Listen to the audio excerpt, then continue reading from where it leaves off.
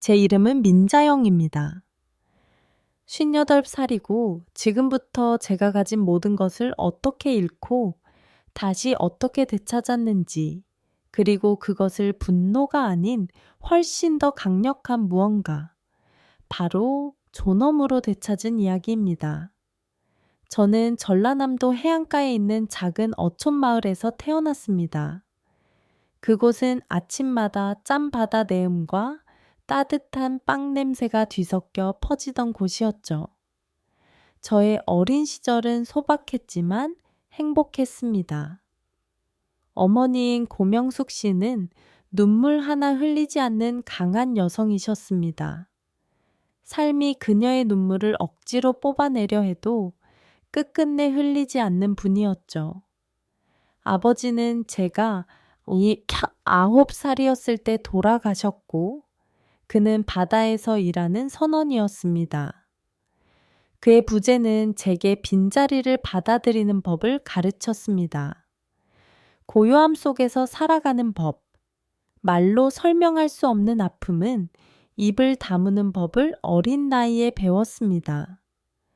저는 여자는 가족에게 자신을 온전히 바쳐야 한다는 가치관을 품고 자랐습니다. 진정한 사랑은 희생이라고, 누군가를 진심으로 사랑한다면 그 사람을 빛나게 하기 위해 자신은 사라질 준비가 되어 있어야 한다고 믿었죠. 그리고 저는 실제로 그렇게 살았습니다.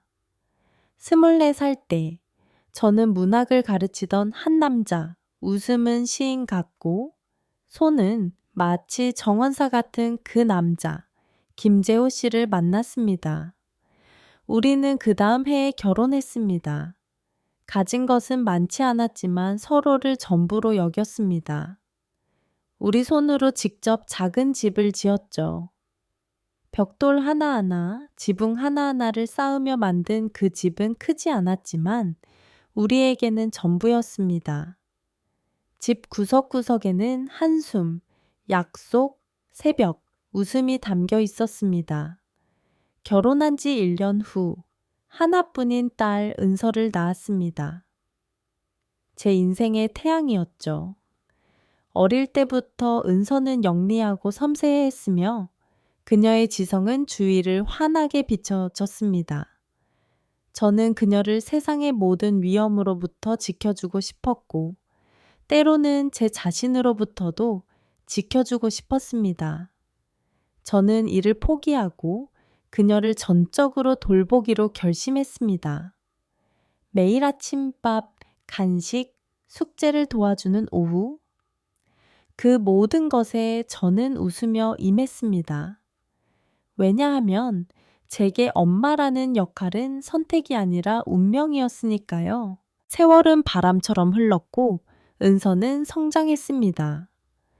서울로 대학을 가고 경제학 수업에서 민규라는 남자를 만났죠. 처음엔 조용하고 예의 바른 청년이라 생각했습니다. 둘은 너무 이른 나이에 결혼했지만 저는 간섭하지 않기로 했습니다. 사랑은 결국 제 길을 찾는다고 믿었으니까요. 그러다 남편에게 암이 찾아왔습니다. 재호 씨의 몸은 비 오는 날의 촛불처럼 서서히 꺼져갔습니다. 저는 아내이기보다 간병인처럼 살았습니다.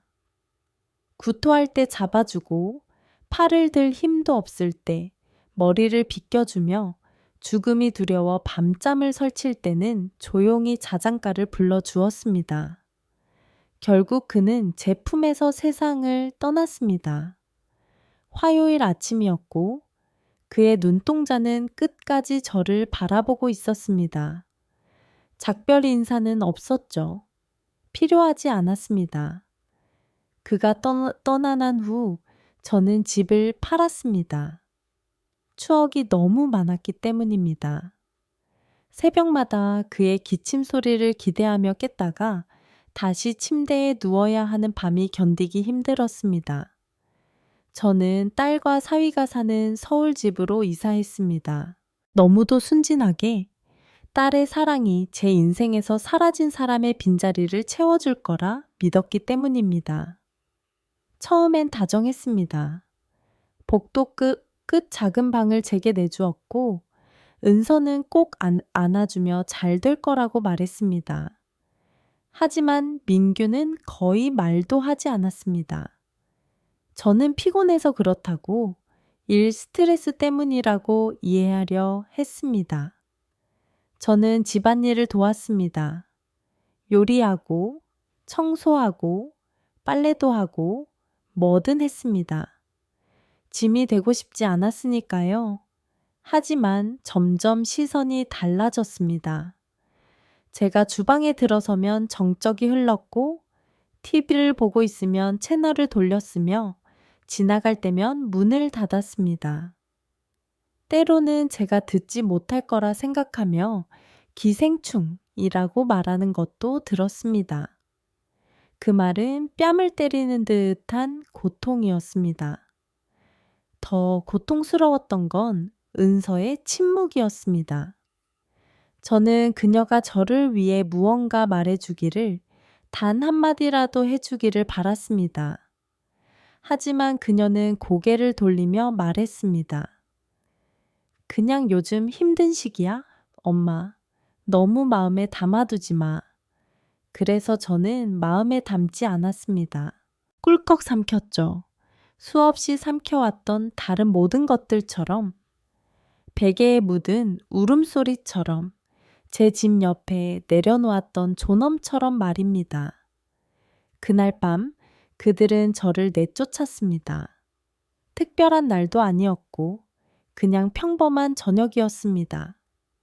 제가 민규가 좋아하는 치킨 파이를 구워서 저녁을 차렸고 셋이서 조용히 앉아 있었습니다.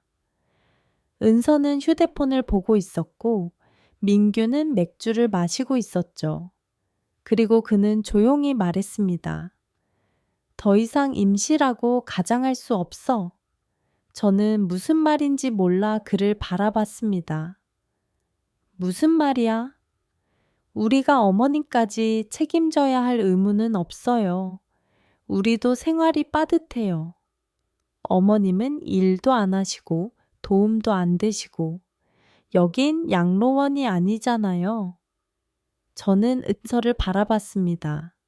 반응을 기대하며 어떤 반응이라도 아마도 안정적인 곳을 찾는 게 좋을지도 몰라. 모두를 위해서. 그녀는 저를 보지도 않고 그렇게 말했습니다. 저는 울지도 소리치지도 않았습니다. 조용히 일어나 방으로 올라가 짐을 쌌습니다. 2개의 가방, 또다시. 그 누구도 작별 인사를 하지 않았습니다. 제가 어디로 가는지 묻지도 않았습니다. 문을 닫고 나왔을 때 바깥은 매우 추웠습니다. 하지만 제 안의 침묵은 그보다 훨씬 더 차가웠습니다. 저는 버스 정류장에 앉아 어디로 가야 할지도 모른 채 앉아 있었습니다. 통장엔 겨우 몇만 원이 남아 있었고 집도 일도 아무도 없었습니다. 하늘을 올려다보며 처음으로 생각했습니다. 내가 사라진다면 누가 눈치나 챌까? 저는 서울 외곽의 허름한 모텔에 도착했습니다. 곰팡이 냄새와 값싼 소독약 냄새가 뒤섞인 그 방에서 신발도 벗지 않고 침대에 누웠습니다. 조용히 울었습니다. 수없이 해왔던 것처럼요. 시간이 지나면서 일자리를 알아보려 했습니다. 가사 도우미 간병인 하지만 60이 다 된 이 여자를 뽑으려는 곳은 없었습니다. 은서는 제 메시지에 답도 하지 않았습니다. 이모티콘 하나조차 없었습니다. 세상은 저를 완전히 잊은 듯 했습니다. 그러던 어느 날 제가 들고 다니던 낡은 상자 하나를 뒤적이다 어머니의 일기장을 발견했습니다. 손바닥만 한 크기의 낡은 가죽 노트였죠. 왜 펼쳤는지도 모르게 열어본 그 일기장에서 저는 한 이름을 발견했습니다. 거의 마지막 쪽에 적혀 있었던 이름, 바로 한도윤. 어린 시절 어머니가 전화로 그 이름을 말한 적이 있었던 것이 어렴풋이 기억났습니다. 그땐 상상 속 인물이라 생각했죠. 하지만 뭔가 저를 움직이게 했고, 저는 공공도서관에 가서 검색을 시작했습니다. 그리고 그를 찾았습니다. 은퇴한 상속 전문 변호사. 여전히 서울에 거주 중이었습니다. 전화는 할 수 없었습니다. 손이 떨렸으니까요. 대신 편지를 썼습니다. 송글씨로 길고 솔직한 편지. 제 이름, 어머니가 누구였는지, 그리고 거의 간절함에 가까운 마음으로 대화를 요청했습니다. 후, 제 핸드폰이 울렸습니다. 그의 비서였습니다. 그리고 제 인생은 그 순간부터 다시 시작됐습니다. 그와 처음 만났던 날은 아직도 생생하게 기억납니다. 서울 종로에 오래된 한옥을 개조한 사무실, 복도는 나무 바닥이라 내 발걸음이 또각또각 울렸고 그 끝에서 그는 조용히 서 있었습니다. 한도윤 변호사는 일은 가까운 나이였지만 허리는 꼿꼿꼿했고 눈빛은 마치 모든 것을 다 알고 있는 사람처럼 깊었습니다. 자영 씨죠? 그는 제 손을 잡으며 부드럽게 말했습니다. 이야기를 들었어요. 어머님에 대해서도요. 저는 말없이 고개를 끄덕였습니다. 그는 차를 따라주며 천천히 저를 응시했습니다. 어머님이 제게 남기신 게 있습니다. 꽤 오래 전 일이죠. 당시엔 전달할 이유가 없다고 생각했지만 이제는 때가 된 것 같군요. 그는 조심스럽게 서랍에서 작은 금속 상자를 꺼냈습니다. 그 상자 안에는 오래된 봉투가 하나 들어 있었고 봉투 위에는 어머니의 필체로 제 이름이 적혀 있었습니다. 저는 숨을 멈춘 채로 그 봉투를 들었습니다. 손끝이 떨렸고 봉투를 여는 순간 마치 과거가 밀려오는 듯한 감각이 들었습니다. 안에는 손편지 한 장과 작은 종이 조각 몇 장이 들어 있었습니다. 편지에는 이런 문장이 적혀 있었습니다. 자영가, 언젠가 이 세상이 너를 집어삼킬 것 같을 때 이 편지가 너를 다시 꺼내줄 거야. 너는 사라지는 사람이 아니라 다시 태어날 사람이란다. 저는 그 자리에서 눈물을 터뜨렸습니다. 너무 오랜만에 누군가가 제게 그런 말을 해준 건 처음이었으니까요.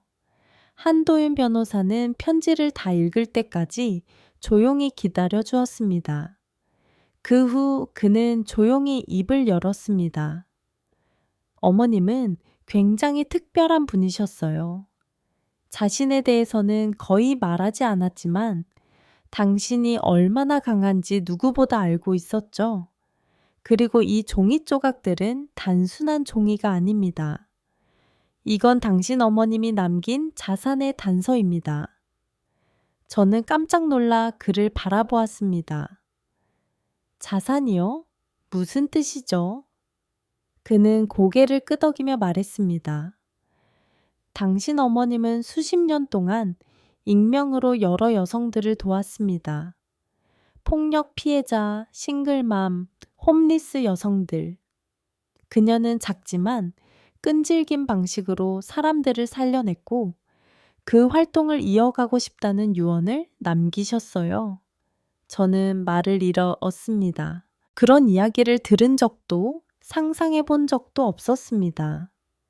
어머니는 그저 조용히 밥하고 빨래하고 절 지켜보던 존재였는데 그 뒤에 이런 삶이 있었다니. 한도윤 변호사는 저를 바라보며 말했습니다. 자영 씨, 어머님이 그랬듯 이 일을 이어가실 수 있겠습니까? 저는 그 자리에서 대답하지 못했습니다. 너무 큰 이야기였으니까요. 하지만 집으로 돌아오는 길, 나는 마음속에서 아주 작지만 단단한 목소리를 들었습니다. 해봐. 이번엔 너 자신을 위해. 그 다음 날, 나는 다시 그의 사무실을 찾았습니다. 그리고 조용히 말했습니다. 어머니가 해낸 일이라면 저도 할 수 있을 것 같아요. 제 방식대로, 제 이름으로. 한도윤 변호사는 미소 지으며 서류를 꺼냈습니다. 그것은 서울 외곽에 있는 작은 건물의 소유권 이전 문서였습니다. 이곳은 이제 당신 것입니다. 당신 어머님이 마지막까지 지키고 싶었던 공간이었어요. 이걸 어떻게 쓸지는 이제 당신에게 달려 있습니다.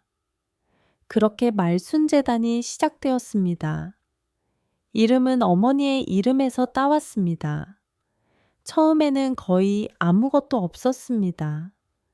텅 빈 방, 낡은 벽지, 삐걱이는 바닥. 하지만 저는 매일 아침 그곳에 나갔습니다. 벽에 페인트 칠을 하고 중고 가구를 드리고 동네 아줌마들에게 커피를 대접하며 천천히 공간을 채워 나갔습니다. 그렇게 첫 번째 방문자가 찾아왔습니다. 22살의 젊은 엄마, 2살짜리 아기를 업고 왔던 그녀는 아무 말도 하지 않고 그냥 소파에 앉아 있었습니다. 저는 물 한 잔을 건넸고 그녀는 고개를 끄덕이며 처음으로 말했습니다. 그냥 조용히 있을 곳이 필요했어요. 저는 고개를 끄덕였습니다. 여긴 조용한 곳이에요. 괜찮아요. 그날 이후로 조금씩 사람들이 모이기 시작했습니다. 폭력을 피해온 여성들, 어디서도 받아주지 않던 젊은 엄마들, 갈 곳 없는 사람들. 말순재단은 단순한 공간이 아니라 한 사람씩 다시 일어서게 만드는 기적의 장소가 되어갔습니다. 저는 그 안에서 처음으로 누군가의 엄마가 아닌 재단은 생각보다 빨리 입소문을 타기 시작했다. SNS에 올린 간단한 게시물 하나, 동네 시장에 붙인 종이 전단 한 장이 예기치 않게 울림을 만든 것이었다. 누군가는 이렇게 말해 주었다. 아무것도 묻지 않고 들어갈 수 있는 곳이 있다는 것만으로도 숨 쉴 수 있게 됐어요. 나는 그 말을 잊을 수 없었다. 말순재단의 문은 매일 아침 8시에 열리고 저녁 9시에 닫혔다. 낮에는 아이 울음소리와 웃음소리가 뒤섞였고 오후에는 작은 상담이 이어졌으며 저녁에는 조용한 독서 모임이나 영화 감상회가 열리기도 했다. 내가 가장 좋아했던 시간은 모두가 돌아간 밤 10시 이후였다. 그 시간에 나는 혼자 남아 책상 앞에 앉아 어머니의 일기장을 펼쳐 읽곤 했다. 그녀의 필체는 조용하고 단단했고 그 속엔 삶에 대한 끊임없는 질문과 사랑에 대한 절실한 갈망이 담겨 있었다. 사랑한다는 건 반드시 옆에 있는 것이 아니야. 때로는 멀리서 아무도 모르게 지켜보는 것이 더 큰 사랑일지도 몰라. 나는 그런 문장을 읽을 때마다 어머니의 침묵 속에 담겨 있던 강인함을 느꼈다. 어느 날 저녁, 재단에 낯익은 얼굴이 나타났다. 민규였다. 그는 갑작스레 찾아와 다소 난처한 표정으로 말했다. 은서가 좀 힘들어해요. 나는 그 말에 바로 무슨 일이 벌어졌는지 직감할 수 있었다. 그는 잠시 망설이다 말을 이었다. 이혼을 생각하고 있어요. 그런데 은서가 아이가 생겼대요. 나는 가만히 그의 말을 들으며 내 손에 쥔 찻잔을 내려놓았다. 한동안 말이 없었다. 솔직히 말하자면 그 순간 느껴야 할 감정이 무엇인지도 잘 몰랐다. 분노, 안타까움, 복수심, 아니었다. 그저 고요함. 아주 긴 터널을 지나 다시 빛 앞에 선 사람의 평온한 침묵 같은 그런 감정이었다. 나는 민규에게 단호하게 말했다. 내 딸은 이제 내 그늘 속에 있지 않아. 그녀가 어떤 결정을 하든 그건 그녀 몫이야. 그리고 너도 네 삶을 살아. 그는 아무 말 없이 고개를 숙이고 돌아갔다. 그날 밤 나는 재단의 마루에 앉아 오래도록 창밖을 바라보았다. 서울의 밤하늘은 별이 잘 보이지 않았지만 그 어둠 속에서도 나는 분명히 뭔가 반짝이는 것을 느꼈다. 그건 다름 아닌 내 안에 무엇이었다. 다음 날 은서가 찾아왔다. 그녀는 한참을 말없이 앉아 있다가 조용히 말했다. 엄마, 나 무서워. 나는 딸의 손을 잡았다. 그 손은 여전히 작고 따뜻했다. 너는 잘할 수 있어. 실수해도 괜찮아? 무너지지 않아도 괜찮아? 엄마는 여기 있어. 우리는 아무 말 없이 오래도록 서로의 손을 잡고 있었다. 그리고 나는 그 순간 깨달았다. 나는 어머니가 내게 해주고 싶었지만 하지 못했던 말들을 이제 딸에게 건네주고 있다는 걸. 시간이 흐르며 재단은 더욱 단단해졌다. 지역 언론에도 소개되고 자원봉사자들이 하나둘 모여들었다. 누군가는 말했다. 이곳은 사람을 살려요. 말이 아니라 진짜로요. 나는 그런 말들이 과찬이라는 걸 알고 있었지만 그 안에서 누군가가 다시 살아갈 힘을 얻는다면 그걸로 충분하다고 생각했다. 어느 날 동네 할머니 한 분이 조용히 찾아왔다. 오래된 외투를 입고 있었고 손에는 직접 구운 떡을 들고 있었다. 그냥 고맙다고 말하고 싶어서요. 나는 눈물이 날 뻔했다. 그녀는 몇 달 전부터 매주 금요일마다 와서 재단의 화단을 돌봐주던 분이었다. 이름도 제대로 모르고 말도 거의 없었지만 그녀의 손길 덕분에 봄이면 꽃이 피고 여름이면 나무가 자랐다. 나는 떡을 받으며 조용히 말했다. 저야말로 감사해요. 꽃이 피는 건 누군가 뿌린 씨앗 덕분이니까요. 그녀는 말없이 웃었다. 그 웃음은 마치 오랜 친구처럼 따뜻했다. 그렇게 하루하루가 쌓였다. 상처를 감춘 사람들과 말하지 못한 아픔을 꺼낸 사람들, 그리고 다시 걷기 시작한 사람들. 나는 그들의 이야기를 들으며 나도 조금씩 더 살아있는 사람이 되어갔다. 어느 날 밤 혼자 남아 재단의 불을 끄기 전에 거울 앞에 섰다. 거기엔 예전보다 주름이 더 깊어진 내 얼굴이 비쳤지만 그 안엔 예전에는 없던 어떤 강인함과 단단함이 함께 담겨 있었다. 나는 혼잣말로 말했다. 엄마, 나 잘하고 있지? 그리고 처음으로 내 마음 깊은 곳에서 어머니의 대답이 들리는 것 같았다. 그래, 자연가, 내 목소리로 살아. 봄이 다시 찾아왔고 재단의 마당에도 작은 들꽃이 고개를 들기 시작했다. 나는 새벽에 눈을 떠 창밖을 바라보며 생각했다. 이제는 정말 계절이 내게 다시 오는구나. 예전의 봄은 그저 딸의 교복을 챙기고 남편의 약을 준비하던 바쁜 계절이었다. 내가 아닌 누군가를 위한 시간이었고 나는 그 시간의 그림자처럼 존재했었다.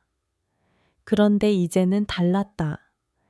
같은 햇살이어도 내 피부에 닿는 온도가 다르게 느껴졌고 창밖의 바람도 나에게 말을 건네는 것처럼 다정했다. 어느 날 재단에 편지 한 통이 도착했다. 글씨가 삐뚤빼뚤했고 봉투에는 보내는 사람의 이름도 적혀 있지 않았다. 조심스레 봉투를 열자 안에는 짧은 문장 하나가 적힌 종이가 들어 있었다. 당신이 있어. 나는 살아 있습니다. 나는 그 문장을 여러 번 반복해서 읽었다. 이름 없는 감정, 얼굴 없는 감사. 그것은 어떤 말보다 강하게 내 가슴을 울렸다. 누군가는 나를 모르면서도 나로 인해 다시 삶을 붙잡고 있다는 사실이 믿기지 않으면서도 분명한 현실이었다. 그런 순간들이 하나둘 쌓이며 나는 매일을 살아냈다. 어느 날 은서가 다시 찾아왔다. 이번에는 배가 조금 불러 있었고 표정은 조금 더 단단해 보였다. 그녀는 소파에 앉아 조용히 말했다. 아이 이름을 지었어요. 여자아이예요. 나는 웃으며 물었다. 무슨 이름인데? 그녀는 살짝 머무시다가 대답했다. 지우, 세상에 지우지 못할 흔적을 남기라는 의미로요.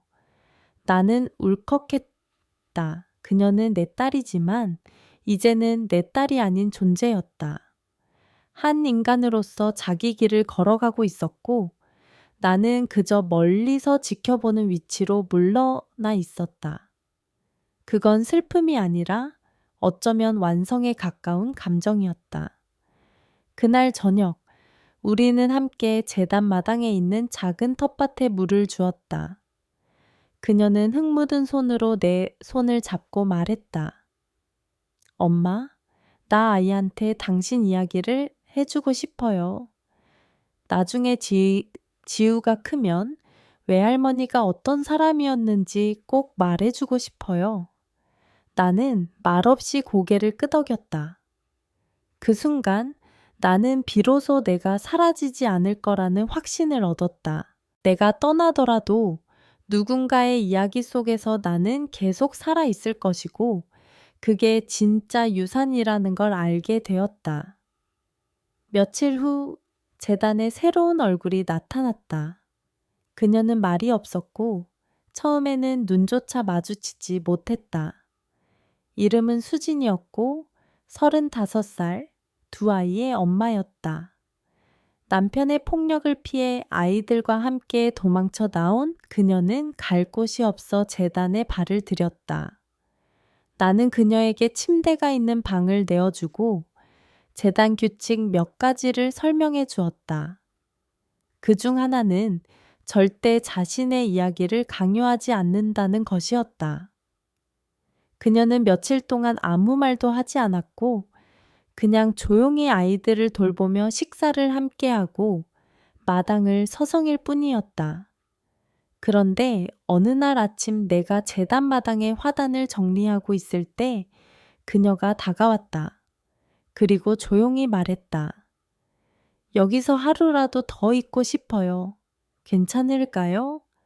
나는 미소 지으며 대답했다. 여긴 당신이 괜찮을 때까지 있을 수 있는 곳이에요. 그 대답이 그녀를 울게 만들었다. 그녀는 얼굴을 두 손으로 가리고 한참을 울었고 나는 그 옆에 앉아 말없이 등을 토닥였다. 다시 사람으로 회복된다는 건 그렇게 아주 작고 조용한 순간에서 시작된다는 걸 나는 알고 있었다. 그녀는 그날 이후 매일 아침 마당을 쓸었고 저녁이면 아이들에게 책을 읽어주었다. 목소리는 작았지만 따뜻했고 그 속엔 아주 오래전부터 간직해온 사랑이 담겨 있었다. 나는 그녀를 보며 생각했다. 이 세상에는 누구도 버림받아서는 안 되는 이유가 있다. 말순재단은 그런 사람들을 위한 장소였다. 사라질 뻔했던 사람들, 잊혀질 뻔했던 이야기들, 그리고 다시 태어날 수 있었던 존재들. 어느 날 밤 은서가 초음파 사진을 보내왔다. 아이는 손가락을 입에 물고 있었고 그 모습은 마치 나는 괜찮아 라고 말하는 것처럼 느껴졌다. 나는 사진을 프린트해서 내 책상 앞에 붙였다. 그리고 조용히 중얼거렸다. 지우야, 넌 이 세상에 환영받는 존재란다.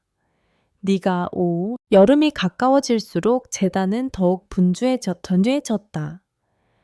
날씨가 따뜻해지면 거리에서 잠을 자던 사람들이 더 자주 찾아왔고, 혼자 아이를 키우는 여성들이 마당 그늘에 아이를 눕히고 숨을 고르기도 했다. 나는 매일 아침 재단의 문을 열며 생각했다. 오늘도 누군가에게 작은 기적이 되었으면, 그런 마음으로 문을 열고 커피를 내리고 물을 끓이고 화단에 물을 주며 하루를 시작했다.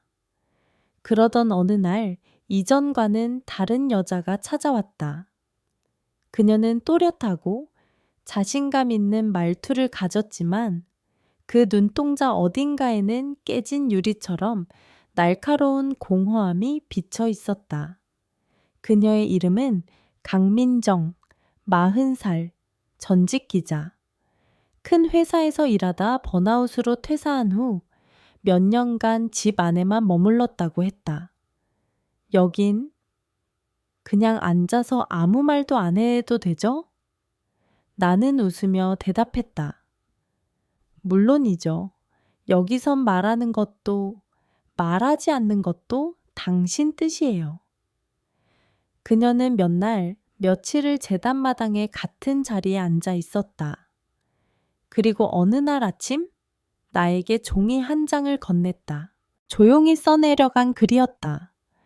제목은 내가 사라지고 싶었던 날들에 대하여였다. 나는 조심스럽게 글을 읽었고 몇 줄을 읽기도 전에 눈물이 나기 시작했다. 그녀는 너무 많은 것을 삼키고 있었다.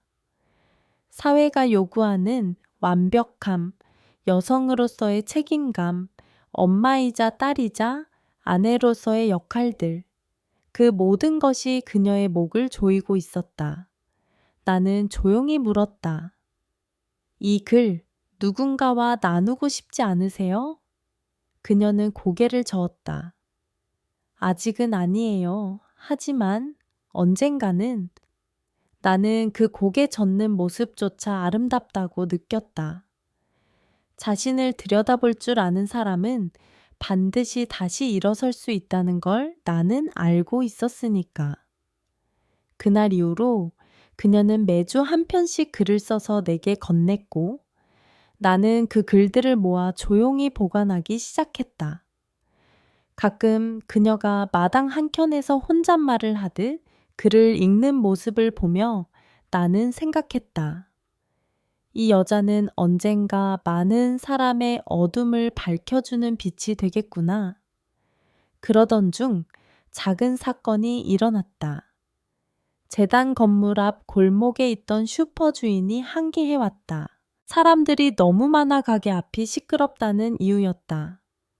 그 말에 나는 웃으며 사과했고 다음 날 자원봉사자들과 함께 청소를 하고 간식을 들고 슈퍼를 찾아가 인사를 드렸다.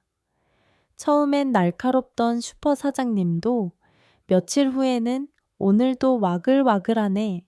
사람 사는 집 같아. 라며 웃어주셨다. 재단은 그렇게 동네 안으로 스며들고 있었다.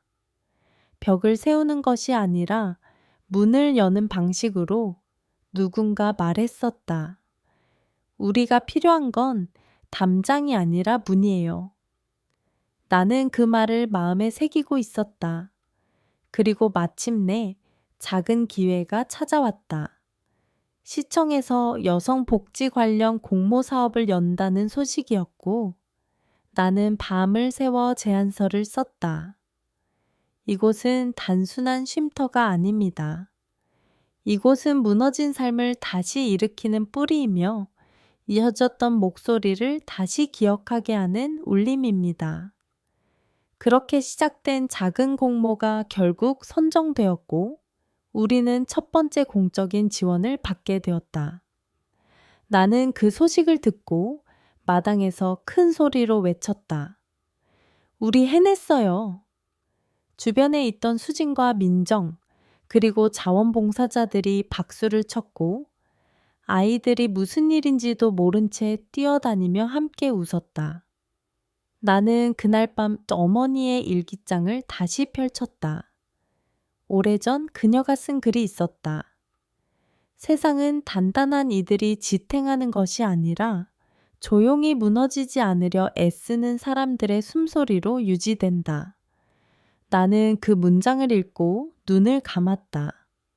그리고 조용히, 아주 조용히 속삭였다.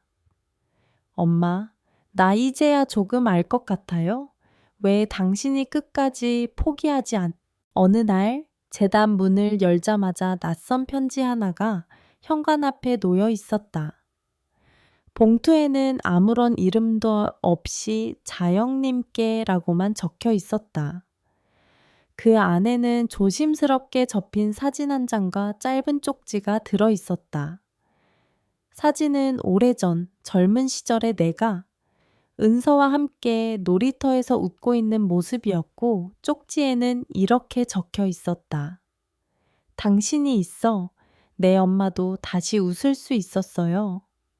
순간 눈물이 핑 돌았다. 누군가 내 존재 자체로 위로를 받았다는 사실. 내가 모르는 삶 속 어딘가에 내가 남긴 자국이 있다는 그 감각은 말로 표현할 수 없는 깊은 울림이었다. 재단에서의 시간은 그런 순간들의 연속이었다. 크게 말하지 않아도 가만히 옆에 있어주는 것만으로도 누군가의 하루가 버텨질 수 있다는 것을 나는 이제야 온전히 이해하게 되었다. 그해 여름, 나는 재단의 벽 한쪽을 작은 갤러리로 꾸미기로 했다. 수진이 만든 송글씨 포스터, 민정의 짧은 에세이, 아이들이 그린 그림들, 누군가의 일기 한 줄, 그 모든 것이 하나의 전시가 되었다. 개관식 날, 동네 사람들이 모여 박수를 쳐주었고, 그 중에는 그동안 조용히만 지켜보던 이들도 있었다. 그날 나는 생각했다. 이 작은 공간이 사람들의 마음에 씨앗을 뿌리고 있구나. 그 씨앗은 말없이 자라 어느 순간 꽃이 되고 또 다른 이의 씨앗이 되어 퍼지는구나. 그러던 어느 날 뜻밖의 제안을 받게 되었다. 한 다큐멘터리 제작팀에서 말순재단의 이야기를 영상으로 담고 싶다는 연락이 온 것이었다. 처음엔 망설였다. 우리 안의 이야기들은 너무 사적이고 너무 조용했기 때문이다. 하지만 제작진의 태도는 진심이었고 나는 조심스럽게 문을 열기로 결정했다. 촬영이 시작되던 날 수지는 평소보다 더 조용했고 민정은 촬영 카메라를 피하려 했다. 나는 그들에게 말해 주었다. 우린 이 이야기를 세상에 들려주는 게 아니라 세상이 이 이야기를 들을 수 있도록 문을 여는 거야. 그렇게 시작된 촬영은 몇 달간 이어졌고 그 과정에서 우리는 우리가 살아온 이야기를 새롭게 다시 마주하게 되었다. 한 컷, 한 장면이 쌓이면서 우리 안의 상처도 천천히 바람을 쐬기 시작했고 마침내 그 상처는 흉터가 아니라 역사가 되어갔다. 다큐멘터리가 방영된 후 나는 수많은 편지를 받았다. 어떤 이는 당신을 보고 울었어요 라고, 또 어떤 이는 당신 덕분에 내 삶도 다시 시작해보고 싶어졌어요 라고 적어 보내왔다. 그 편지들을 하나하나 읽으며 나는 다시 어머니를 떠올렸다. 그녀는 자신을 드러내지 않으면서도 얼마나 많은 삶을 바꾸었을까. 그리고 이제 나는 그 길을 걷고 있었다. 아니, 어쩌면 그녀의 길 위에 내 발자국을 하나씩 더해가고 있었는지도 모른다. 어느 날 밤, 재단에 혼자 남아 창밖을 바라보던 중 나는 문득 생각했다. 이제 정말 나 혼자가 아니구나. 과거의 나는 항상 누군가의 기대에 맞춰 살아야 했고, 누구에게도 짐이 되지 않으려 애쓰며 나 자신을 지웠다. 하지만 지금의 나는 누군가의 중심에 있다. 내가 있다는 사실이 누군가에게는 위로가 되고 빛이 되고 방향이 되고 있다. 나는 책상 서랍에서 어머니의 노트를 꺼내 조용히 펴보았다. 가장 마지막 페이지에는 이런 문장이 적혀 있었다. 너는 사라지기 위해 태어난 게 아니야. 누군가의 길을 밝혀주기 위해 존재하는 사람이야. 그 문장을 손끝으로 천천히 따랐으며 나는 마음속 깊이 속삭였다. 그해 가을 말순재단은 5번째 생일을 맞이했다. 우리는 작지만 따뜻한 기념식을 열기로 했다. 꽃을 심고 정원을 단장하고 벽에는 재단을 거쳐간 이들의 이름을 조심스럽게 새겼다. 처음에는 두려워하며 문을 두드렸던 얼굴들, 지금은 자신의 삶을 살고 있는 강한 존재들. 나는 그 이름들을 하나하나 보며 마음속으로 인사를 건넸다. 고마워요. 당신들이 있어 나도 여기까지 올 수 있었어요. 기념식 날, 은서와 지우도 함께 했다. 지우는 이제 2돌을 앞두고 있었고, 걸음마를 시작한 그녀는 재단의 마당을 자유롭게 누볐다. 나는 그 작은 발소리를 들으며 웃음 짓지 않을 수 없었다. 생명은 그렇게 소리 없이, 그러나 분명히 앞으로 나아가고 있었다. 행사 중 한 여성이 무대에 올라 조용히 말을 시작했다. 저는 이곳에서 다시 숨 쉬는 법을 배웠습니다. 말순재단은 저를 구하지 않았습니다. 대신 제가 스스로 나를 구할 수 있도록 기다려 주었어요. 그녀의 말에 많은 이들이 눈시울을 붉혔고 나도 모르게 눈물을 닦았다. 우리는 누군가를 돕는다는 말보다 함께 숨쉬고 함께 버틴다는 말을 더 좋아했다. 돕는다는 건 위에서 아래를 바라보는 감각이지만 함께 한다는 건 같은 높이에서 손을 맞잡는 것이었으니까. 행사가 끝난 후 밤이 깊어갈 때 나는 다시 홀로 재단에 남았다. 조용한 공간 속에서 나는 어머니의 편지를 꺼내 들었다. 그 오래된 종이에는 여전히 시간의 냄새가 배어 있었고 글씨 하나하나가 살아 움직이는 것 같았다. 자연가, 세상은 항상 너를 시험할 거야. 하지만 기억하렴. 내 안에는 그 어떤 시련도 견딜 수 있는 힘이 있다는 걸. 나는 그 문장을 조용히 읽고 눈을 감았다. 그리고 아주 천천히 오래전 나를 짓누르던 말들을 하나씩 꺼내어 마음속에서 덜어냈다. 넌 쓸모없어. 넌 짐이야. 왜 아직도 여기 있어? 그 모든 말들이 이제는 먼지처럼 흩어졌다. 나는 이제 알고 있었다.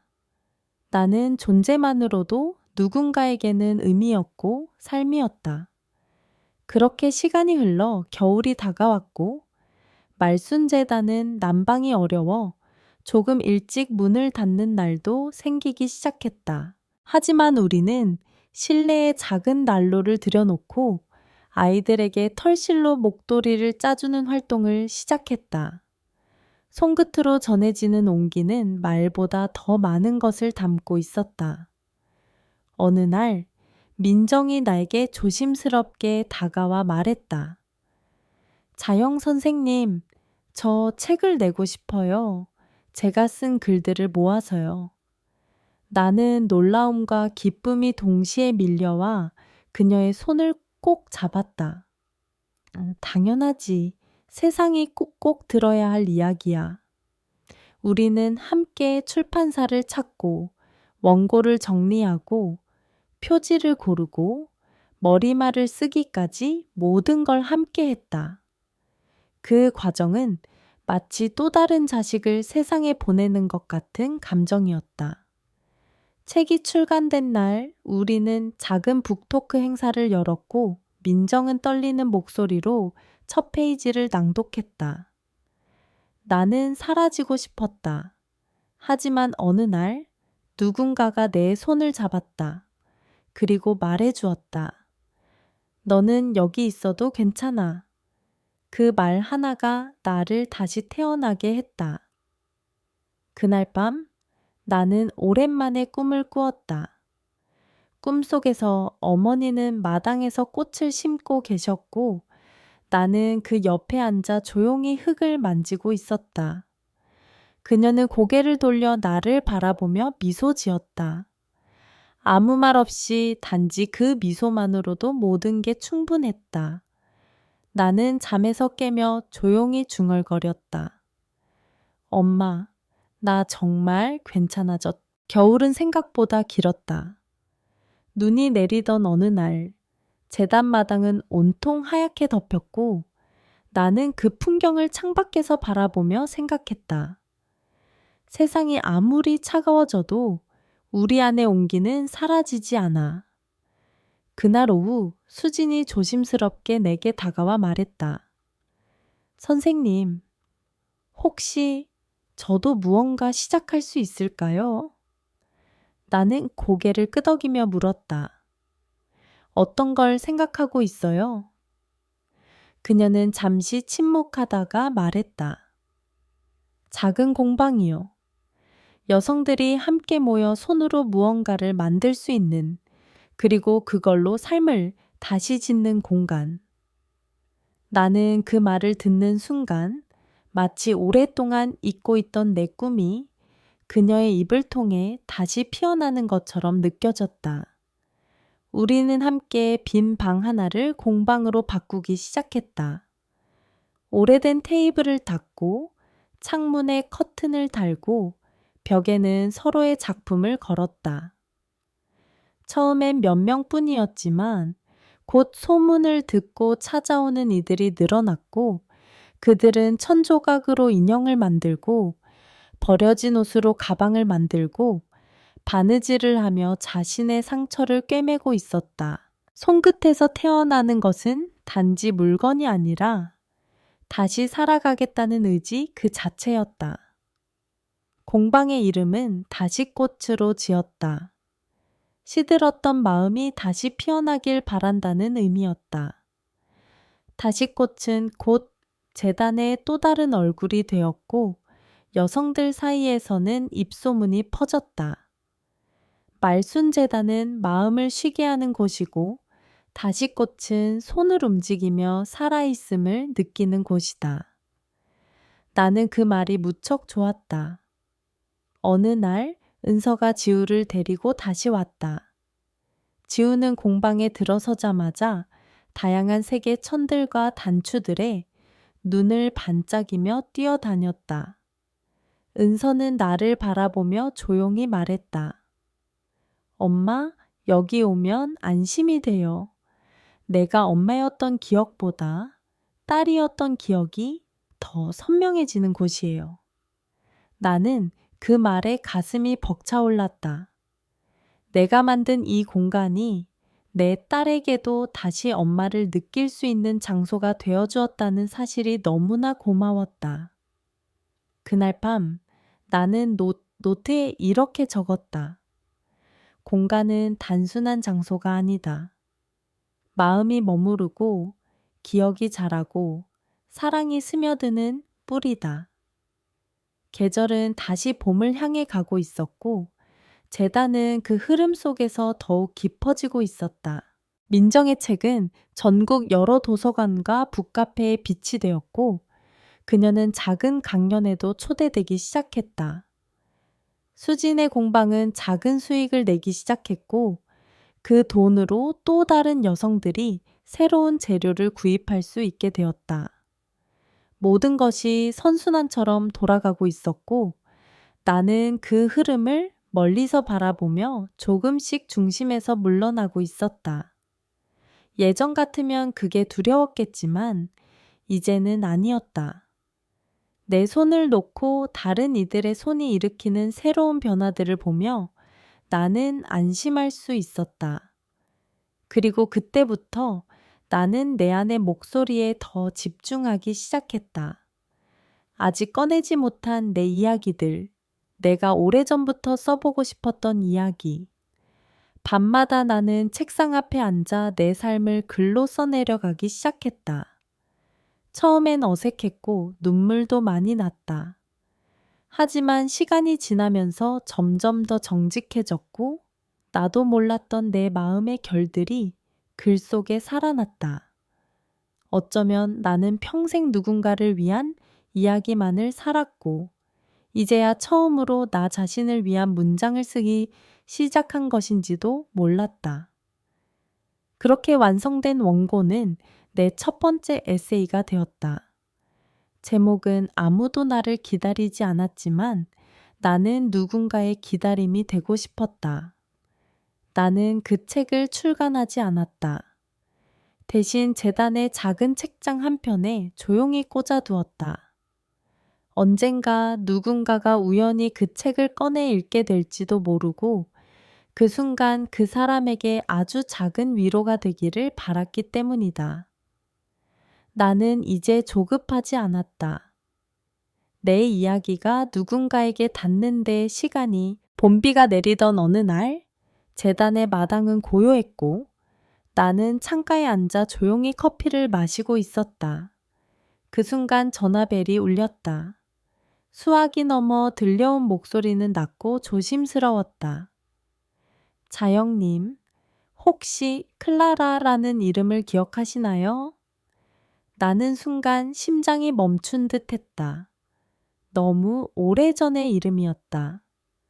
어머니가 생전에 몇 번인가 입 밖에 낸 적이 있었던 이름, 하지만 그에 대해 구체적으로 들은 적은 거의 없었다. 그분이 살아 계셨습니다. 그리고 유언장을 남기셨습니다. 그 유언장에 자영님의 이름이 적혀 있었습니다. 나는 잠시 아무 말도 하지 못했다. 과거가 이렇게 예고 없이 다시 찾아올 수 있다는 걸 나는 몰랐다. 며칠 후 나는 서울 변두리의 한 조그만 법률사무소를 찾아갔다.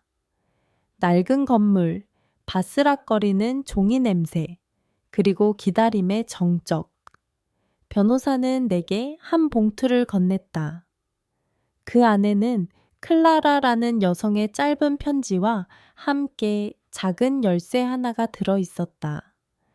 내가 살아있는 동안 전하지 못한 이야기를 이제 당신에게 맡깁니다. 당신 어머니가 나를 살렸고 나는 당신 어머니의 의지를 지키려 했습니다.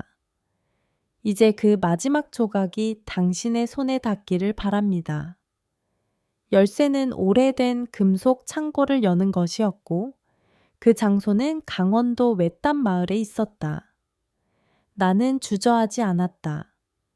그 주말 수진과 함께 차를 타고 그곳으로 향했다. 먼지가 쌓인 창고 문을 열자 그 안에는 박스가 가득했고 박스마다 말순 기록, 재건 프로젝트, 기억의 조각들이라는 라벨이 붙어 있었다.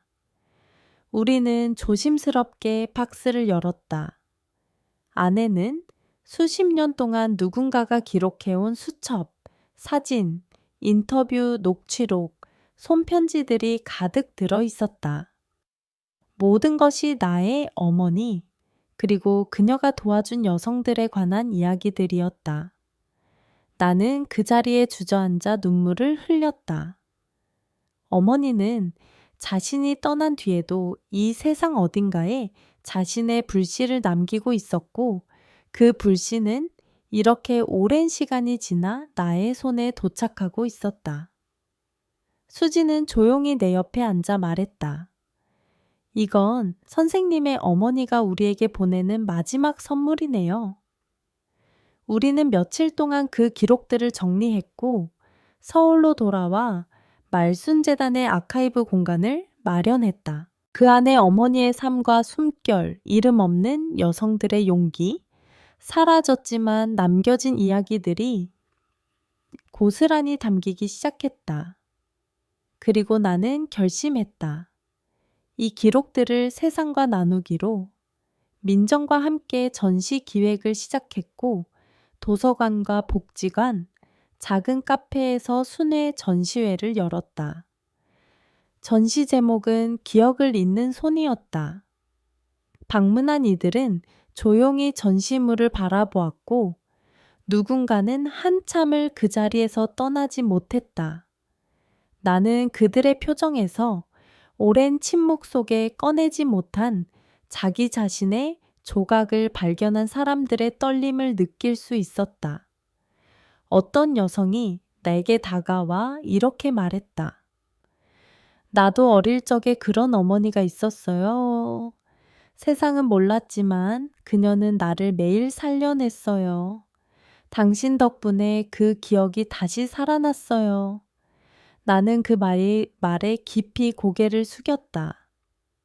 우리가 잊지 않기로 결심할 때 사랑은 다시 시작된다는 걸 나는 알고 있었다. 그렇게 전시는 천천히, 그러나 분명히 사람들의 마음에 닿고 있었고 나는 이제 확신할 수 있었다. 내가 어머니에게 받은 모든 것, 그건 사라진 게 아니라 다른 형태로 살아남아 누군가의 삶에 또 다른 시작을 주고 있다는 걸. 다시 마당으로 돌아온 나는 지우가 심어놓은 화분을 바라보며 조용히 말했다. 이 이야기는 아직 끝나지. 세상에는 아픈 이별도 있고 안도의 이별도 있다.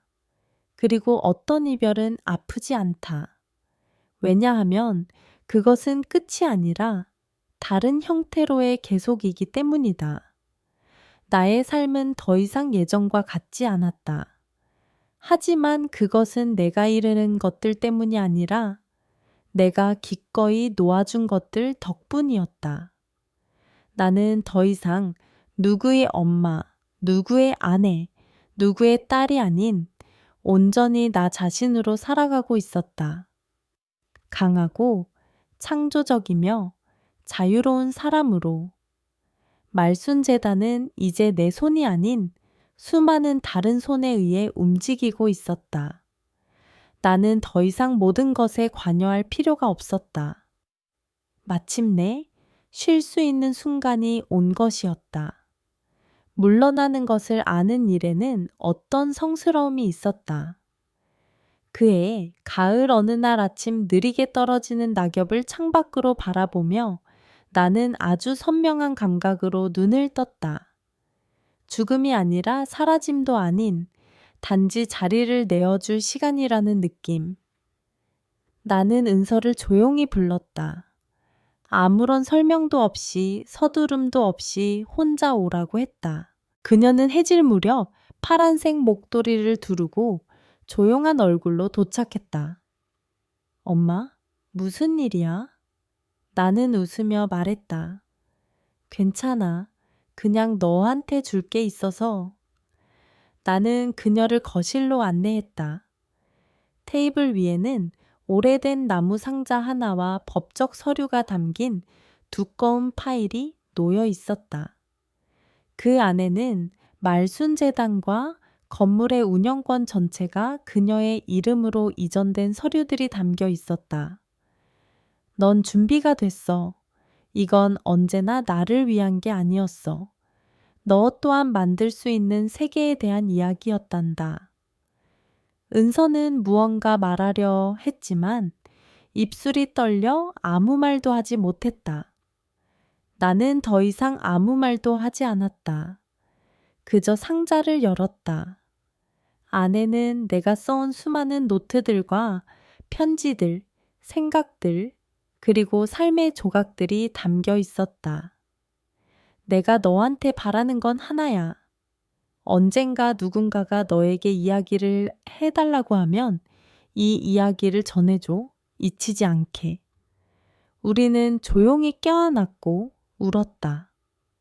슬픔이 아니라 고마움의 눈물이었다. 며칠 동안 나는 작은 일들에 집중했다. 화분을 정리하고 미뤄왔던 편지에 답장을 쓰고 이미 다 외운 책을 다시 읽었다. 반복 속에는 평온이 있었고 그 평온은 더 이상 짐이 아니라 선물이었다. 동네의 많은 여성들이 나에게 인사를 하러 왔다. 어떤 이는 감사 인사를, 어떤 이는 그냥 조용히 앉아 차 한 잔을 마시러 왔다. 그들의 눈에는 내가 가진 것 때문이 아닌 내가 나누었던 것에 대한 깊은 존경이 담겨 있었다. 그리고 목요일 아침 나는 발코니에 화분에 물을 주다가 아주 다른 느낌의 바람을 느꼈다. 차갑지 않은 따뜻한 작별처럼 다가오는 바람이었다. 나는 안으로 들어와 소파에 앉았고 노트를 꺼내 마지막 문장을 썼다. 만약 언젠가 네가 외롭다고 느낀다면 네 앞을 먼저 걸었던 목소리들이 있다는 걸 기억해. 이건 그중 하나일 뿐이야. 너만의 목소리를 찾고 그것으로 무너진 곳 한가운데라도 집을 지어가길. 나는 노트를 덮고 조용히 웃었다. 진짜 힘은 우리가 무엇을 남기느냐가 아니라 우리가 다음 이야기에서 따뜻한 마음과 깊은 공감을 나누고 싶으시다면 구독 버튼을 눌러주시고 알림 설정도 잊지 마세요.